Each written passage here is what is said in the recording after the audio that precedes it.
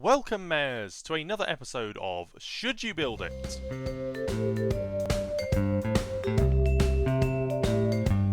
Hello, this is Mayor Blocks, and today's park is the Red Lantern Walkway, which was added to SimCity BuildIt for the Lunar New Year celebrations in February 2016, and it's got some nice detail with the repeated red or very dark orange lantern theme that we saw across some of the other parks too.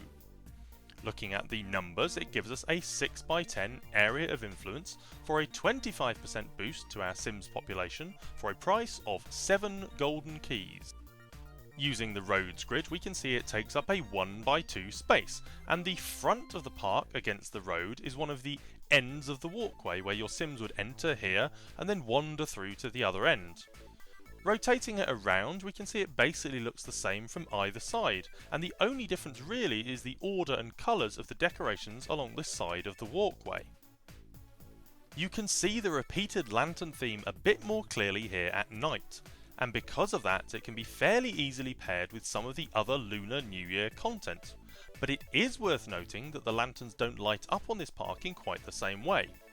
And as we look down on the walkway from above, you can see the path doesn't quite line up with this snack market here, which makes for an odd sort of off-centre look, and it might be better paired with the dumpling market instead, which has a central walkway too.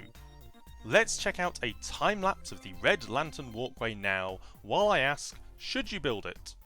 For 7 golden keys you get a small park, with a fairly decent 25% boost to population in a reasonable 6x10 area. But if we compare that to another limited time park, the Holiday Tree, that also cost 7 golden keys, but provided a 30% boost in a 9x10 area, obviously better value, but with less all year round appeal. Whereas you could easily have a Chinese style market area with walkways in your city all the time.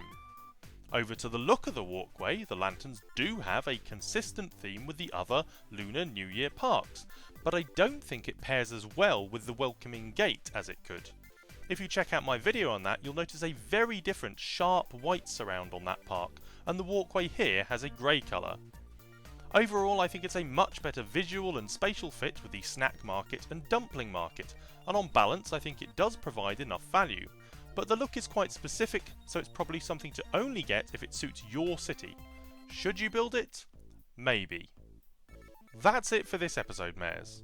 Remember that if you do need to farm up some golden keys to buy parks or buildings, head over and make sure you're getting the most out of each disaster by checking out my tips video on Vu's Tower. Have a great day, Mayors. I will see you next time.